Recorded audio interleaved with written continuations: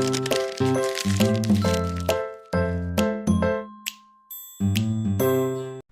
guys, this is Thunder E from Bored at Work, and welcome to our PlayStation 4 review. This is the PS4, Sony's latest gaming console, and the PS4 is packed with a lot of features, especially in terms of raw power.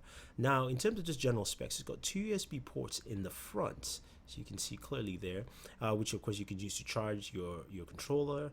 Then in the middle of the console is actually where it lights up, where you actually have the new light that indicates it's actually on. Now in the rear, what we do have is the HDMI in, auxiliary port, optical, LAN, and of course your port to plug in your power. Now this doesn't have a PSU externally like the Xbox One, so this is actually housed internally, and it's actually still a very slim console. It's probably the size of the Xbox 360. It's got a powerful processor, an 8-core processor, 8000 GPU, and Sony's really focused on gaming with this, and this is supposed to be a gaming powerhouse for them. Now, the other new features to the PS4 is actually a new controller. Sony has announced a new controller with the DualShock 4, which has an improved design. Now, of course, the controller still looks the same, but it's got a wider grip, and I really like the way it feels in the hands. You've got the thumbsticks well separated, and of course you've got that D-pad that is very standard with Sony, which has got some more improvements. It's actually, I think, better for fighting games, if you're one of those people. It's got a share button, so you can actually automatically share your content, record and share. Yes, you can do that too on the PlayStation 4 on there. And it's got a touchpad in the center, which is supposed to bring some extra gaming. Now this is also a 6-axis controller, so you can actually you have motion sensor on there. You've got the PS button, and it's got also improved triggers at the back to give you a better feel and a better controller overall. And I really like what they've done on there, and I think a lot of people would truly appreciate that. And Sony really wants to center this console around gaming, so that's one of the main aspects they've done, especially improving the controller and also improving the horsepower that the PlayStation 4 brings to the table. So like I said, it's all about games, and you can see even on the PSN store that Sony has done a lot to actually push gaming, and they've changed the way the PlayStation Hub looks. Now in the store, you can go ahead right now and of course download all the games that are available on launch titles that are there, from Assassin's Creed, Need for Speed, Battlefield 4, and things like that. There are also some free games for users to actually download. And also, if you have PlayStation Plus, which is the new service for online gaming, multiplayer gaming, there are even more games there. PlayStation Plus retails for $59.99, and you can purchase that off your console. And Sony's also offering a 3-year warranty priced at around the same price, which is really good. And I think it adds a lot to it. So I mentioned games, and really it's all about gaming here with the PlayStation 4. Sony's main emphasis, instead of staying away from, say, the multi-feature sets that Microsoft has put in the Xbox One, to say, look, this is really about the game and what the gamer wants. So for instance, right off your PS4, sorry, you can actually upgrade your PS3 games, like Battlefield, Call of Duty, Ghost Injustice, and I believe as well as Assassin's Creed, to the PS4 version. So you can actually cross-buy, and also cross-buy your season passes and things like that, which is nice. And I think they really give gamers just options for that, and they're really focused on that aspect. Now, in terms of game fidelity and just the way games look, Killzone is probably a key title that most people will look at and say, this game actually looks very, very good. And if we jump into Killzone here and check it out, you can see that the game just looks sharp, it looks vibrant, it looks very, very detailed in terms of the way you can see, the textures and things like that. And this is what PlayStation is promising. And Sony says that the PS4 is really about gaming. It's about gamers, it's about what gamers want. And of course, gamers always want high graphics. I mean, I'm a graphics guy myself, and I like the fact that Sony's really gone there. And also, the sharing capability is also there, where you can upload and share, you can take screenshots, or you can broadcast. And you can see all your clips you record. You can actually share those clips and share them on the PSN network. Now, they haven't announced all the sharing options yet, but it also says you can actually post you're sharing on Facebook. So if you check out our Facebook page, Borderwork, you find that we've actually had some clips from Killzone up there.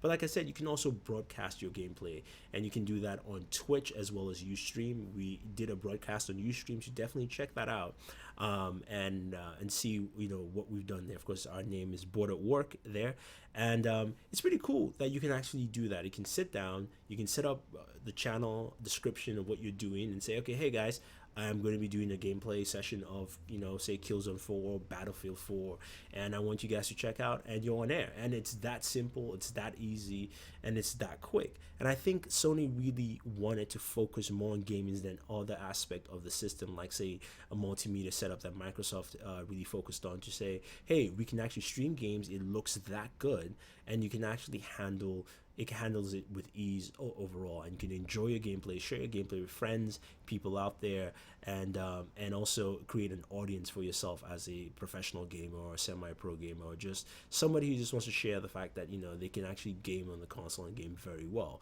So you can really feel how Sony's really made this more gamer-centric than anything else in there. And as we move to the PlayStation Hub itself, just taking a look at it, you can see it's a more simplified look. Sony has gone away from the crossbar that they had and giving you this almost two-bar system where you have your top menus, where you have notification messages, chat, settings, and things like that. And below, of course, is where you have your games and your game content. And they adding this aspect makes it a much more simpler approach for people to actually handle the PlayStation Network. And it's very easy and it's very simple. You can see, of course, that's my game attack there, Thunder01, add me on the PlayStation Network. And but Sony just makes it very easy, and I really love the improvements they've done here. Now this is not like Xbox's interface with the Xbox One with the dashboard there, but this new crossbar is more simplistic, more straightforward in finding your content, in finding your notifications, going into your settings, and also just dealing with things on your console with ease. So it really works well there. Now, of course, this is really tied to PSN heavily. So a lot of things you see there, like chat, like even using the browser, you have to be signed into PSN.